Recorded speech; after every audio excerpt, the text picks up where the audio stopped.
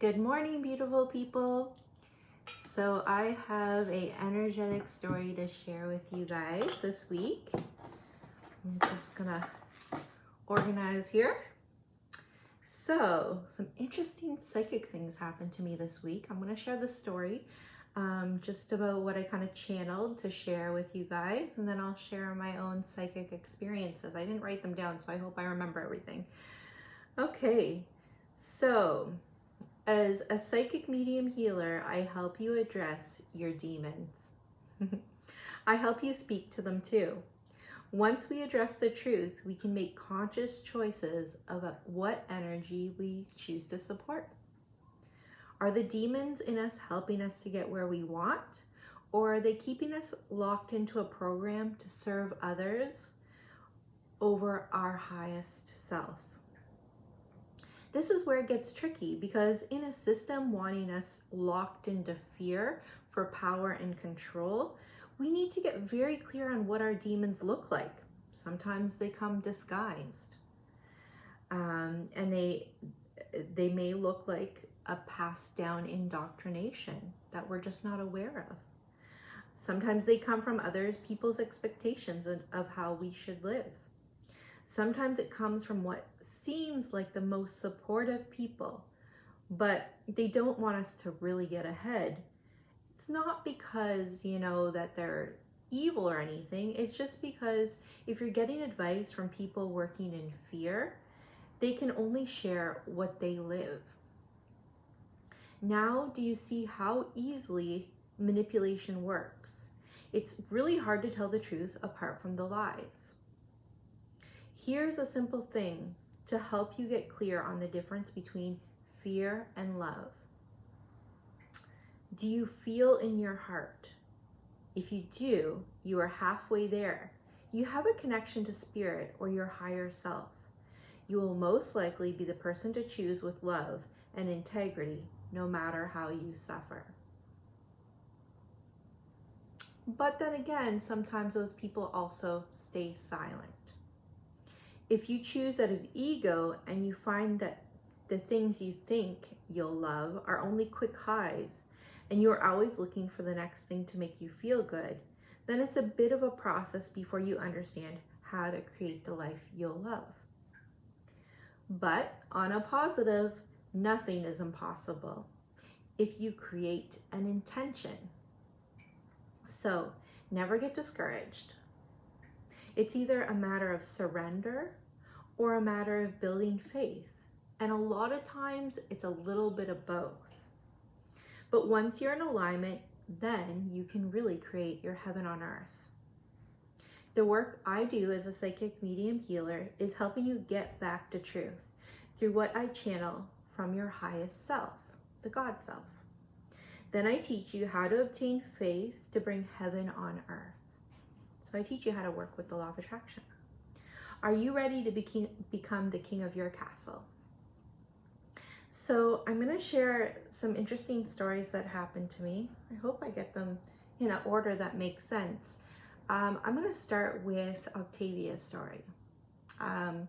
Back before my awakening, I did like a home daycare for 10 years and I absolutely loved it. I was able to stay home with my daughter. And although she did go to school, I did kind of like a very educational based daycare, and everyone was around the same age, and I was really close with all the kids in the neighborhood. I'd throw parties and have them over. I just loved them like my own. And this one girl was very, very dear to my heart. I didn't realize I was psychic at the time. I didn't know about empaths. I didn't know about any of that stuff, but there was just something about her I just really connected with. But her and my daughter were always clashing, always fighting.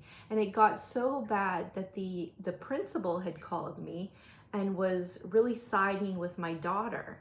And, I kind of looked at it and I said, I really think this is a bit of both of them. You know what I mean? I wouldn't say what Octavia was doing was right, and I wouldn't say what Sarah was doing was right, and maybe one instigated a little bit more, but I always feel we can come together and really resolve issues together and work together to find the truth behind things and what's triggering each other.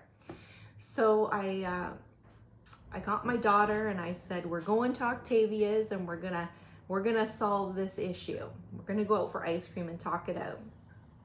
My daughter refused. But I drove the car up to Octavia's house, and as soon as I parked it, I went up to talk with Octavia and her family, and I said, you know, there's some issues between her and Sarah. Let's get together. We're gonna talk it out over ice cream. Her mom was like, yep, go ahead. Sarah ran home to her Nana, and let me tell you, it just blew up and nothing was resolved that day. My daughter refused.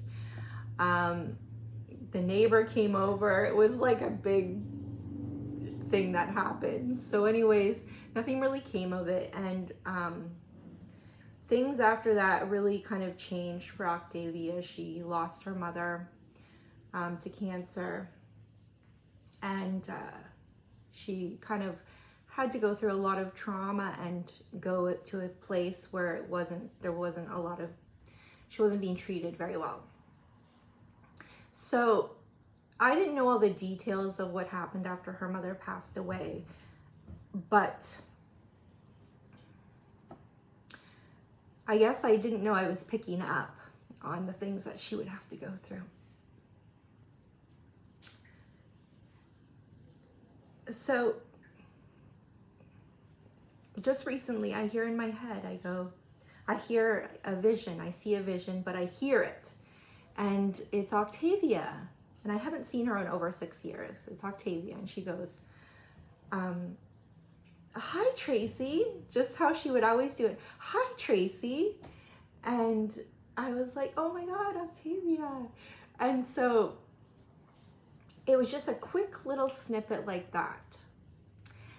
And so my daughter and I went out, and I said, I had a vision of Octavia. And she goes, oh, Octavia just moved back from where she was. She was having a rough time. I was like, that's so funny. So 2 days later, let me tell you, I'm walking through the Costco. All of a sudden I hear, hi, Tracy, and it's Octavia. It was just like my vision. Oh my God. She's like, oh my God, I missed you. I'm like, I missed you. And we gave each other a big hug. She's like, I remember all of our geocaching times. And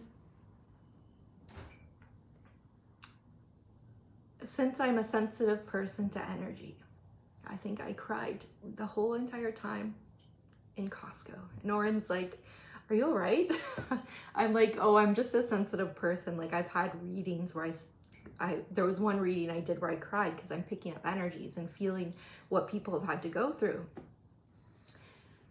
So after that week, let me tell you, it triggered some things, and a lot of things came up for me. Then I was like, okay, you know what? I need to go talk with my healer. You know, I'm a healer, but healers also need healers, you know? So I hadn't seen her in months, probably about 8 months. And so I went to go see her. And one of my biggest dreams is to have like a healing retreat. And so a lake house healing retreat. And so I go to see her, and one of the first things she tells me, she goes, I see you and Oren moving to a lake house. And I was like, oh my God, like it made me think my manifestation is working, right? Because I really think about it all the time. And then when I get home, Oren's like, I know your birthday is a few months away, but I think we should start planning your dream life. And so I'm like, it's so funny because, you know, sometimes I'll get visions, and then when it happens, I'm like, oh yeah, because it's just like not a huge thing, but it's like just little things that come in. I was like, Oren, I already seen you saying this to me. And so we sit down and we start planning our vision of our what my ideal life looks like. And so because I've done so much healing work and so much balancing, now I'm really working with the law of attraction in a very healthy way to really obtain the life of my dreams, right? Because I've passed all the tests basically to balance my yin yang energy. And that's why you work with a healer, right? To come to that space to create heaven on earth.